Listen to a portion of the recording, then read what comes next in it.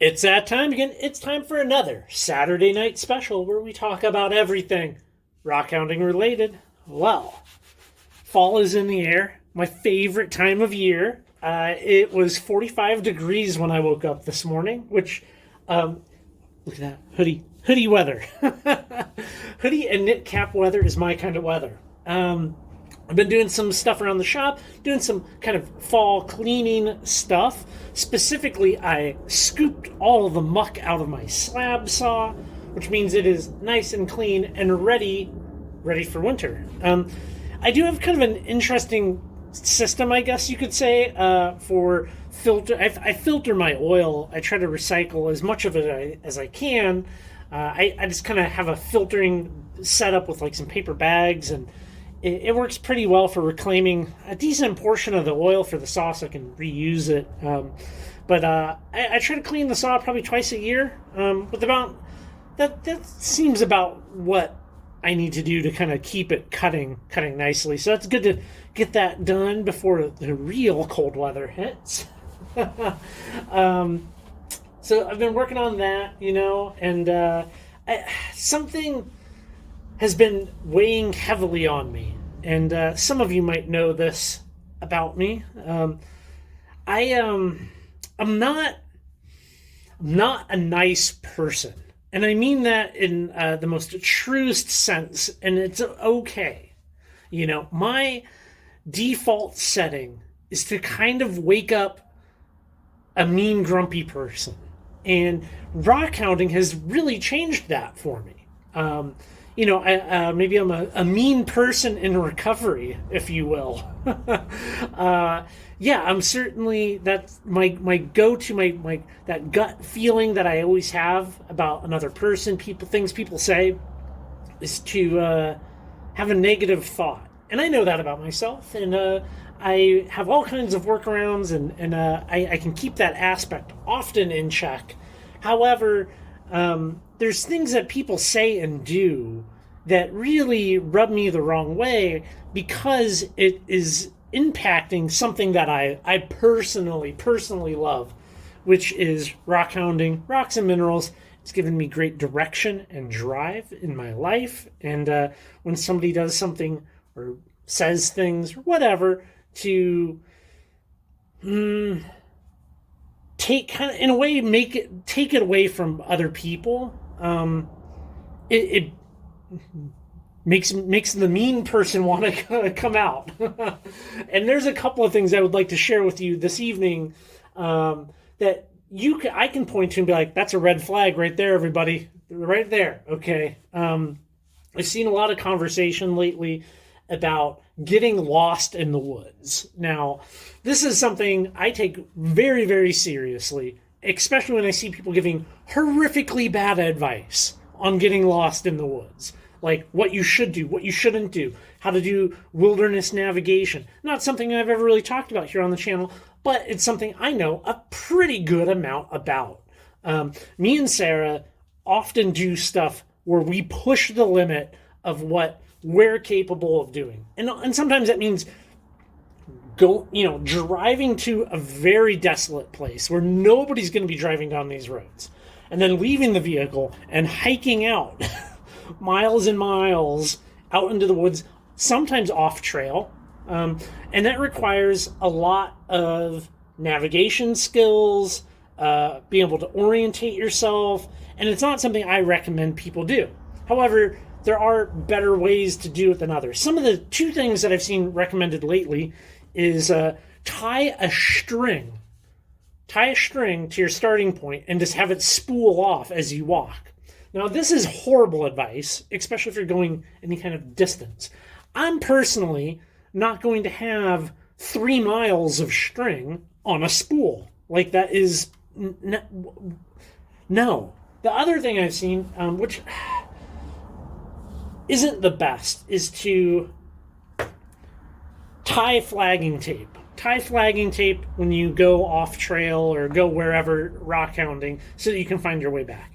This is a problematic way of finding your way back, okay?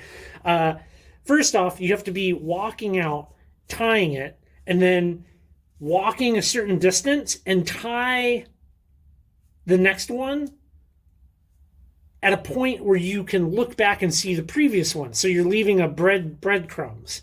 Now, often I see old flags out in the woods, and why? Why are they there? Okay, you have no clue. Is it a boundary for a timber sale on public lands? We have no clue what they are actually out there for. People leave them, people forget about them, they take a different way out, they met up with somebody, and the person's like, oh, they did a loop, and they just leave them. It is not a good solution for wilderness navigation. What I do is I have an app on my phone that I use. I look at the terrain, I study the terrain on like Google Earth, topo maps, any number of different maps, satellite imagery. I try to orientate myself to an area that I want to explore. So I already have kind of this mental 3D picture in my mind, right? And then on top of me having GPS on my phone, we also have a handheld, which sometimes comes along. Lately it doesn't, but it's always the two of us, me and Sarah. So we have me with my device, her with her device, compass, so that you can at least navigate some, right? And shoot an azimuth and have a bearing. Right?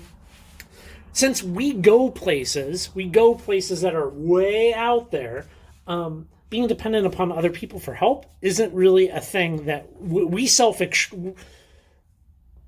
would self-extract basically no matter what. We do have a device with us for worst case scenario, okay? And that is this. This is my ACR device. This is amazing, okay? This has a battery that lasts 5 years.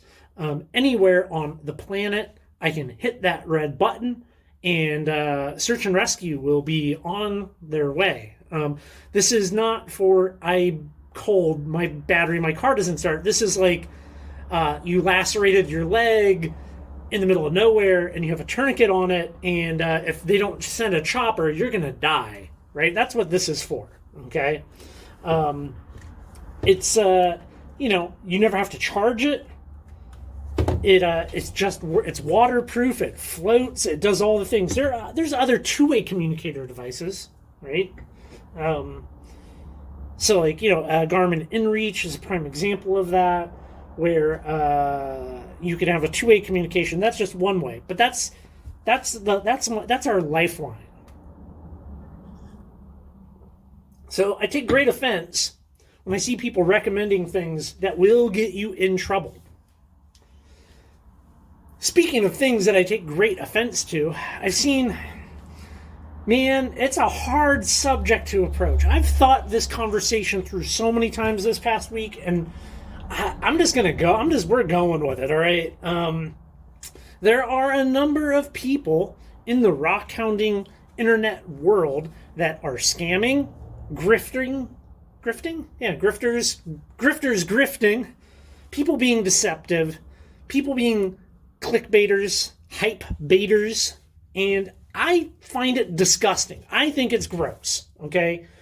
I love rockhounding. I absolutely love this hobby. I truly do. I've found real purpose in my life with it, and what I'm calling lifelong friends because of these videos. So when I see people grifting in my community of people that I feel like I'm part of, I want to slap them through the screen at times, and there's definitely some red flags that I would point to. Okay, wow, we're 9 minutes and no rocks. Before we get to that, let's talk about something real quick. Let's talk about the Soapstone, okay? The Soapstone, I gotta have a rock on the table. The Soapstone that we collected last week was very fun. I kind of like this stuff. Like, it took a better polish than what I was kind of expecting. And I have a pretty cool piece for the display case. At least now there's one rock on the table. Yeah, so there's a number of things that I see that I grit my teeth. I'm just like, oh my gosh, I want to say something, and I'm trying to keep the mean portion of me in check, I think people that create content here on YouTube need to be very careful with who they allow access to their platform. I get an email a day, sometimes multiples a day, from different companies basically wanting to buy time on the channel, right? Some are legit, some are scammy. They range. One of my favorites is the Rock Identifier app, which is a completely trash app. We've talked about it here on the channel a number of times. It's an app on your phone. You aim it at a rock, and it tells you what the rock is. It absolutely preys upon people. They offer like a free 7-day trial, and then you get enrolled into an annual subscription thing. It's impossible to get your money back from them, and the app doesn't work. And I've proven it. I've proven it time and time again. It might work on stuff that's dead ringers. Like you put like a quartz crystal in front of it and they might tell you, okay, quartz crystal. But like nobody is using the app on these, right? Like that's not what that people use the app for. They're going to use it on like something abnormal like this, right? They're going to aim it at this and it's going to give you all kinds of false positives. I was thinking that even it'd be fun to take the app and maybe we'll go do a live stream here and we'll scan like 50 things. I'll prove it again and again and again. So they reached out to me and they're like, hey, Jared, can we sponsor an ad on your channel? And I was like, oh, you know what? I've already made a video about it. I sent them a link to the one where I was like, this thing sucks. It preys upon people's lack of knowledge as far as the diversity of rocks and minerals and how complex it is. They want to take something complex, make it seem simple, and like an app can do it. And an app will never, ever be able to do it. One thing they like to say is that they use AI, artificial intelligence, to be able to do this. And no, there's no machine learning involved here. It's basically reverse image searching. It's a reference table. And we have things that are so complex here that even a slight angle difference makes them look very, very different, right? So, it's not going to give you the same result. Same rock. Petrified wood, by the way. A lot of carbon in it. So I don't like it when I see people taking the Rock Identifier's money and promoting this junk to people. My people, you. Not my people, but like we are like our own little circle of friends here. I like to think of it like that, and it hurts me when I see people getting taken by this stuff.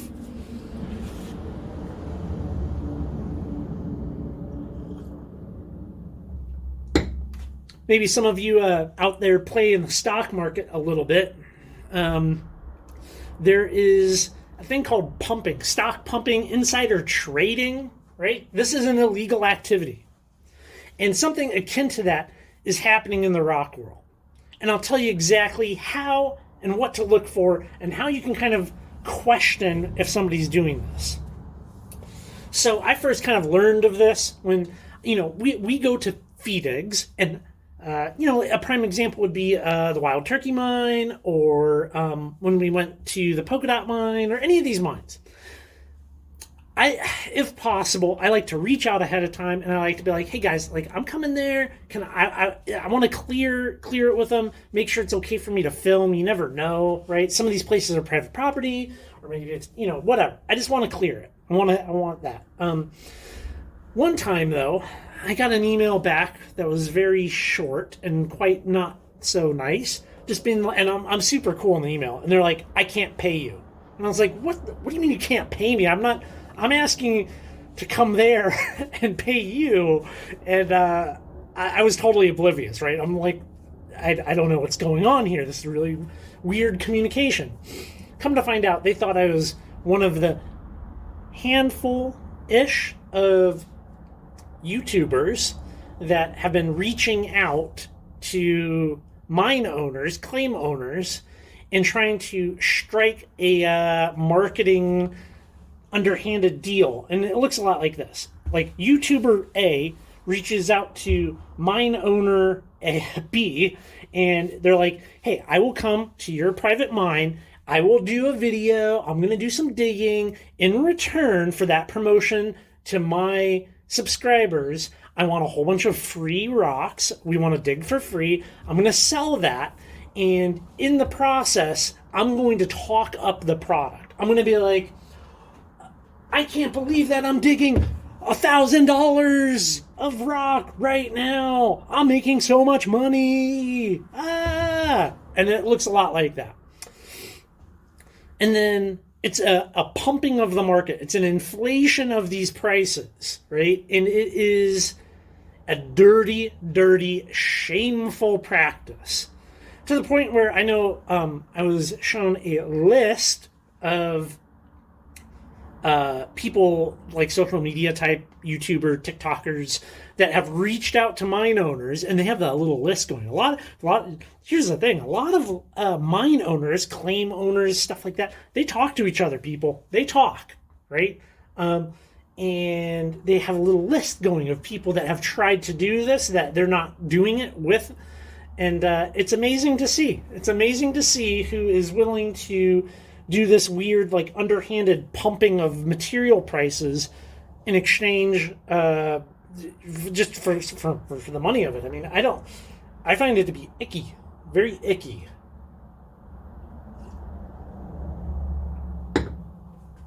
So I think it's certainly a red flag when somebody is like, kind of applying the prices. And you know where the truth is in the prices of rocks and minerals?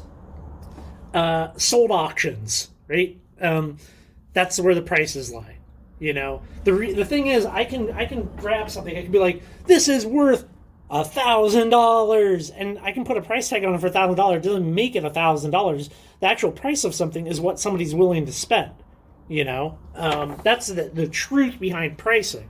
You know, you could go try to sell your car on a Facebook Marketplace or Craigslist and put like a $90,000 price tag on it. That doesn't make it so, you know.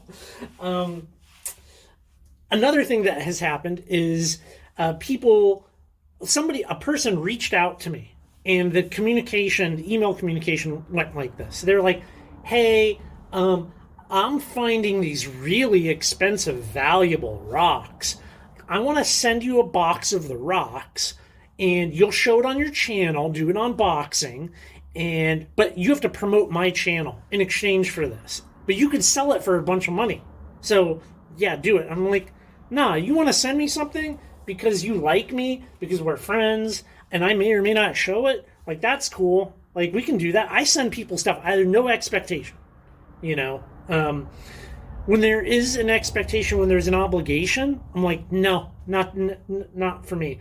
And then I see other people in my kind of creator space taking them up on that offer. I'm like, that's dirty. Sorry, folks, that's dirty. That's dirty in my opinion.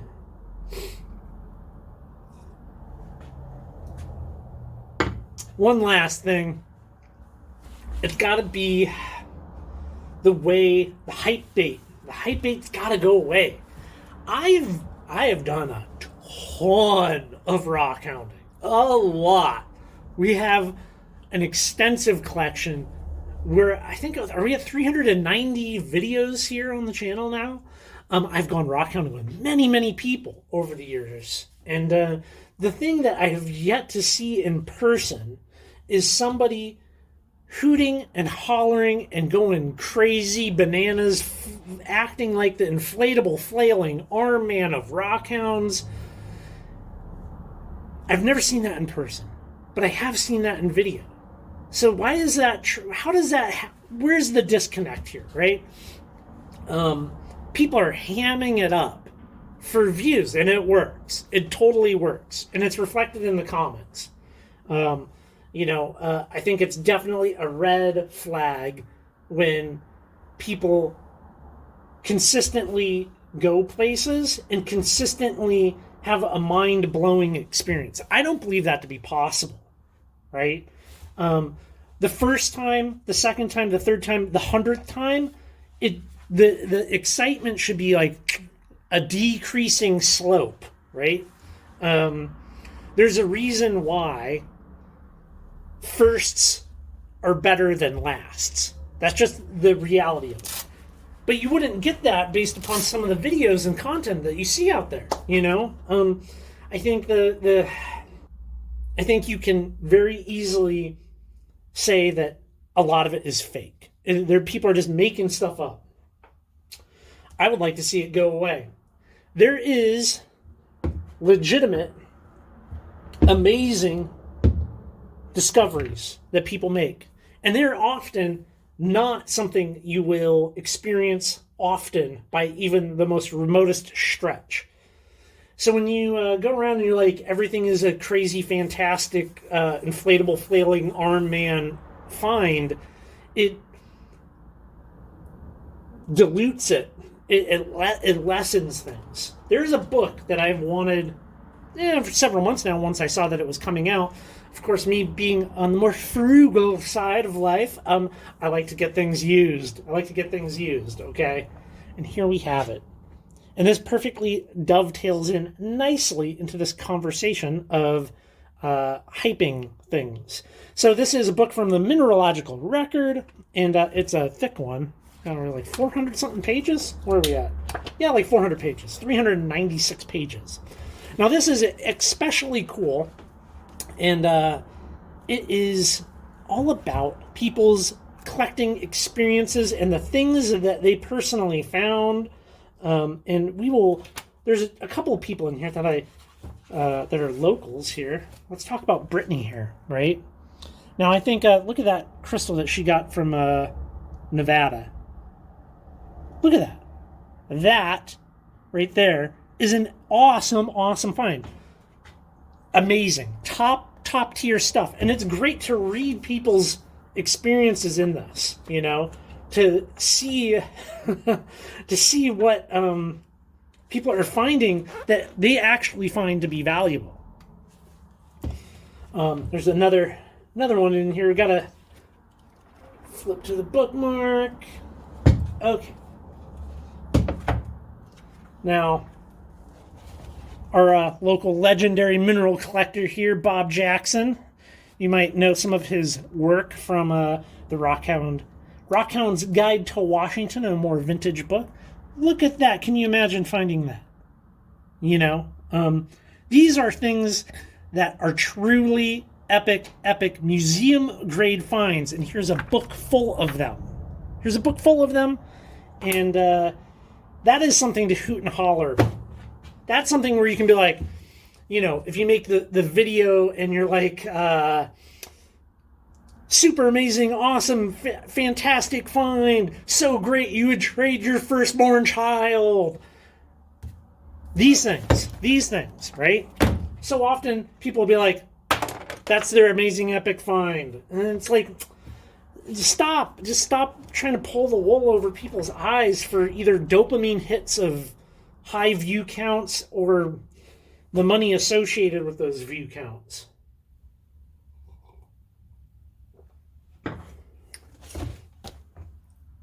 I haven't fully read this, okay? But it is